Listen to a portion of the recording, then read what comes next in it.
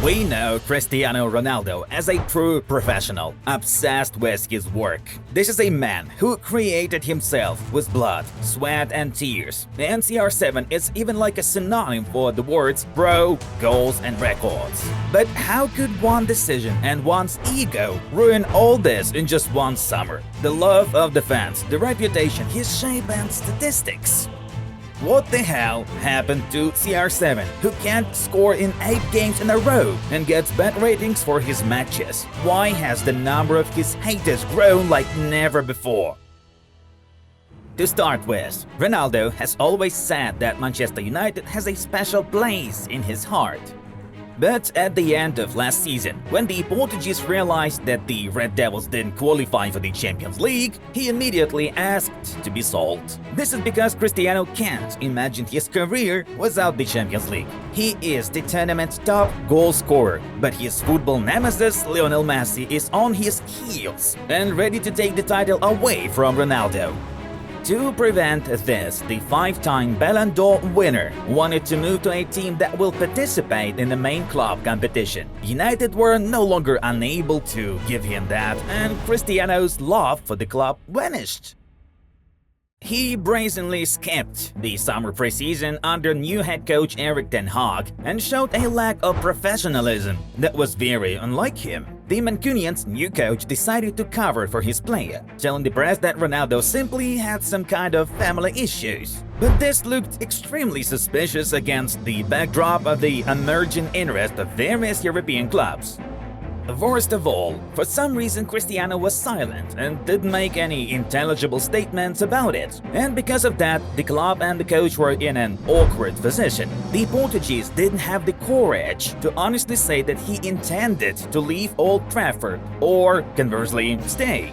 He was silent all the summer and lost the love of many fans who felt that Ronaldo simply chickened out and was waiting for the right moment to leave.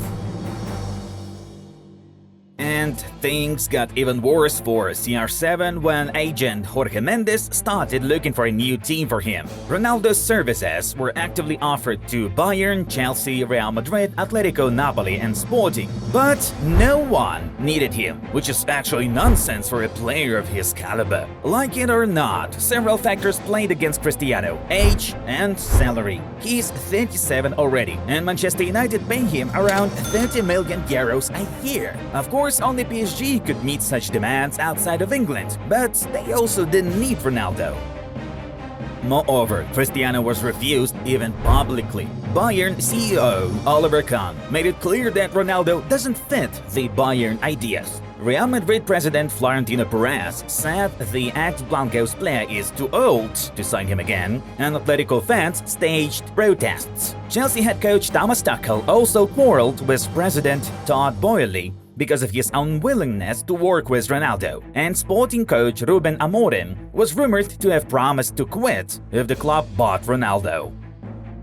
At the same time, rumors spread that Cristiano was treated the same way in the Manchester United locker room. The players were unhappy with him and considered him a pain in the ass. Many people on the team were probably annoyed by the need to build a game strictly for Ronaldo, his inflated self-esteem and the desire to teach everyone something. And now CR7 has turned out to be repulsive to absolutely everyone.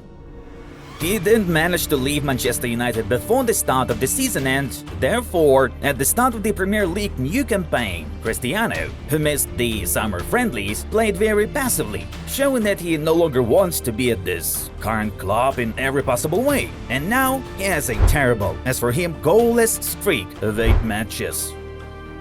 The recent Europa League match was especially revealing. Not only did Ronaldo never play in this tournament before, and for him to be somewhere lower than in the Champions League is humiliating. He also made his debut with a defeat. United lost to Real Sociedad 1-0, and Cristiano spent all 90 minutes without goals and in fact even without any dangerous moments. He is also outraged by his substitute role, which is already becoming permanent for Ronaldo. His last 4 Premier League matches he started on the bench, although Ten Hag still assures journalists that he is counting on CR7 and considers him an important player. But what's interesting is that even winger Anthony, having barely moved to Manchester United from Ajax, immediately began to play in the starting lineup, and Ronaldo continues to watch games from the stands and applauds the newcomer, who hasn't even managed to prove anything yet, but has already taken his place in the starting 11. And off the pitch, Cristiano seems to have taken on the role of a cheerleader, who praises the team with his motivating posts on Instagram, while he himself doesn't play. 2 or 3 years ago, all this would have looked extremely wild. So, what should Ronaldo do now? He will certainly show character and try to regain his place in the starting 11 under Ten Hag, but so far it doesn't look like he'll be able to supplant Marcus Rashford, Jadon Sancho, Anthony, or any of the other young attackers. And does it make much sense to stay with the Mancunians if they don't play in the Champions League and are unlikely to claim victory in the Premier League? Cristiano wanted to leave a few months ago and would have already done it if he had offers in his hands. Therefore, Cristiano will try to catch his lifeline in January when the winter transfer window opens. Spanish media Fichajes already informs that Chelsea could go back to Ronaldo, as Todd Boehly still considers this transfer very profitable from a commercial point of view. While we don't exclude interest from less high-class leagues like Turkish or, for example, Belgian, all Cristiano needs to do is lower his demands. This way, he'll still have a chance to return to the Champions League before the end of his career. Or maybe in the end, he'll just send everything to hell and fly away to finish playing in the American MLS. Whatever the case may be, Ronaldo started a drama that tarnished his reputation and made him the object of ridicule, not only among constant fierce critics but also those who treated the Portuguese indifferently. And it's especially bad that CR7 is turning into an outcast within football itself. Coaches and club leaders no longer want to deal with him, and young players develop with a different mentality and no longer really want to listen to the advice of their elders. And yet, there is a ray of hope. Although this doesn't apply to the club level, Ronaldo will try to make the upcoming World Cup in Qatar great with Portugal to remind us all why he has always been considered one of the greatest players on the planet. This is the last World Cup in Ronaldo's career, and we're sure that he'll do his best. He always knew how to respond to hate. So go Cristiano!